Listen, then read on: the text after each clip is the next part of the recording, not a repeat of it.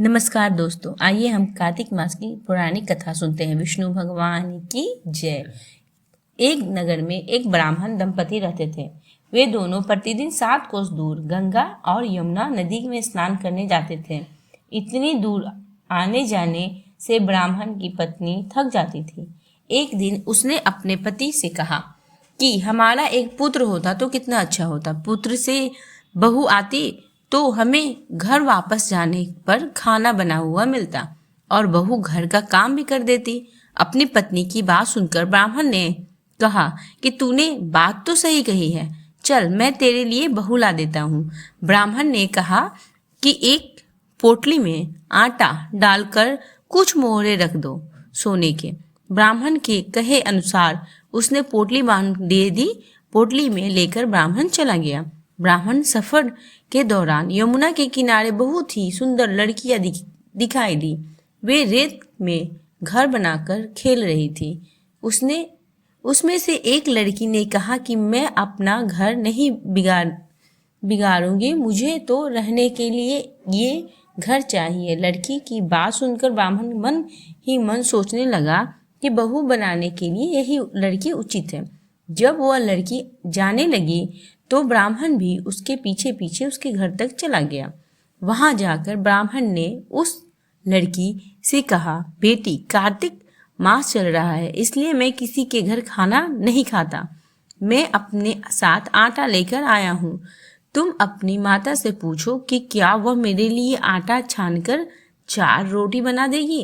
यदि वह मेरा आटा छानकर रोटी बनाएगी तो ही मैं रोटी खा लूंगा। लड़की ने जाकर अपनी माँ को ये सारी बात बताई। माँ ने कहा, उचित है, जाकर ब्राह्मण देव से कह दो कि वह अपना आटा दे मैं रोटी बना दूंगी। जब वह आटा छानने लगी तो आटे में से मोहरे निकली।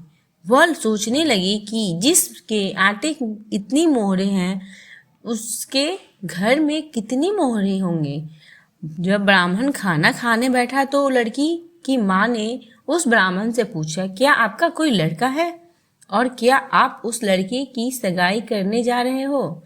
यह सुनकर ब्राह्मण ने कहा कि मेरा लड़का तो काशी में पढ़ने गया हुआ है, लेकिन यदि तुम कहो तो खांड कटोरे से विवाह करके तेरी बेटी को अपने साथ ले जाऊं। लड़की की माँ ने कहा, ठीक है ब्राह्मण देव। इस पर लड़की की माँ ने लड़की की खांड कटोरे से शादी करके ब्राह्मण के साथ भेज दिया।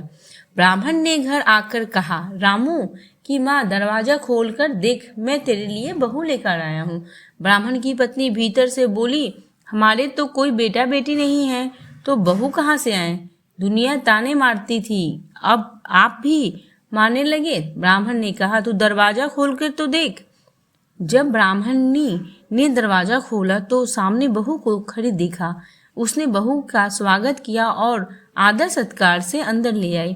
अब जब ब्राह्मण अपनी पत्नी के साथ नदी स्नान करने जाता तो पीछे से बहू घर का सारा काम करके और खाना बनाकर रखती। वह उनके कपड़े धोती और रात में हाथ पैर भी दबाती। इस तरह बहुत दिन बीत गए। ब्राह्मणी ने अपनी बहू से कहा कि बहू, कभी भी चूल्हे की आग मत बुझने देना और मटके का पानी खत्म मत होने देना। परंतु एक दिन चूल्हे की आग बुझ गई। यह देखकर बहू घबरा गई और भागी भागी अपनी पड़ोसन के पास गई और कहा कि मेरे चूल्हे की आग बुझ गई है, मुझे थोड़ी आग चाहिए। मेरे सास ससुर सुबह 5 बजे से गए हुए हैं, वह थके हुए घर आएंगे, इसलिए मुझे उनके लिए खाना बनाना है। यह सुनकर पड़ोसन ने कहा कि तू तो बावली है, तुझे यह दोनों मिलकर पागल बना रहे हैं। इनका कोई पुत्र नहीं है, यह निसंतान है। बहू ने कहा, नहीं, ऐसा मत बोलो, इनका बेटा तो बनारस काशी में पढ़ने गया हुआ है। इस पर पड़ोसन ने कहा कि यह तुझे झूठ बोलकर लाए हैं, तेरी बात सच मान, इसकी कोई बेटा नहीं है। अब बहू पड़ोसन की बात में आ गई और कहने लगी कि अब आप ही बताओ मैं क्या करूं। पड़ोसन ने कहा कि करना क्या है, जब तुम्हारे सास ससुर आए, जली हुई रोटियां बना कर देना और बिना नमक के दाल बना कर देना। खीर और खिचड़ी दाल में और दाल की कड़ली खीर में डाल देना। पड़ोसन ने उसे अच्छे से सिखा पढ़ा दिया। फिर जब उससे सास ससुर घर आए तो उसने न तो उनका आदर सत्कार किया, ना ही उनके कपड़े धोए। जब उसने सास ससुर को खाना दिया तो सास बोली, बहू आज यह रोटियां जली की हुई क्यों है और दाल भी अलूनी है। तब बहू ने पलट कर कहा कि एक दिन ऐसा खाना खा लोगे तो कुछ बिगड़ जाएगा तुम्हारा। सास ससुर को खरी खोटी सुनाकर वह फिर से पड़ोसन के पास गई और बोला कि अब आगे क्या करना है। पड़ोसन ने कहा कि अब तुम सातों कोठों की चाबी मांग लेना। अगले दिन जब भी स्नान करने के लिए जाने लगे, बहू अड़ गई कि मुझे सातों कोठों की चाबी चाहिए। तब ससुर ने कहा कि इससे चाबी दे दो। तब सास ने बहू को चाबी दे दी। सास ससुर के जाने के बाद जब बहू ने दरवाजे को खोला तो देखा कि किसी में अन्न भरा है, किसी में धन भरा है और किसी कोठे में बर्तन पड़े हैं। जब उसने सबसे ऊपर का 7वां कोठा खोला तो देखा कि शिवजी, पार्वती जी, गणेश जी, लक्ष्मी जी, माता जी, पीपल पतवारी, कार्तिक के ठाकुर, राई दामोदर, तुलसी जी का बिरवा, गंगा यमुना और 33 कोटि के देवी देवता विराजमान है। वहीं पर एक लड़का चंदन की चौकी पर बैठा माला जप रहा है।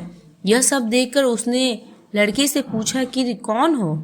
तब वो लड़का बोला कि मैं तेरा पति हूँ, अभी दरवाजा बंद कर दे, जब मेरे माता पिता आएंगे तब दरवाजा खोलना।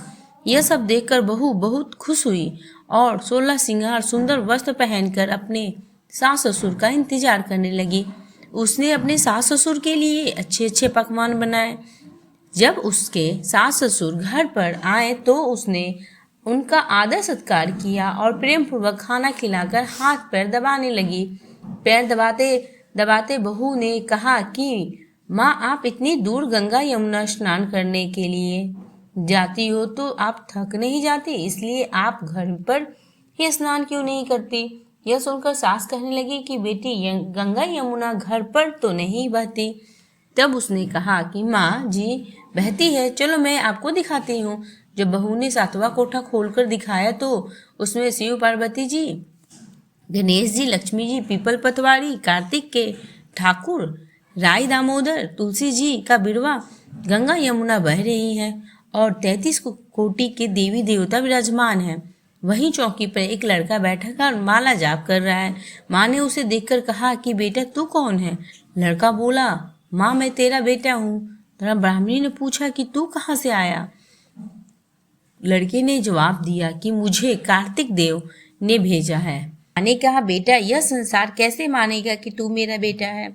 माँ ने कुछ विद्वान पंडितों से मदद मांगी।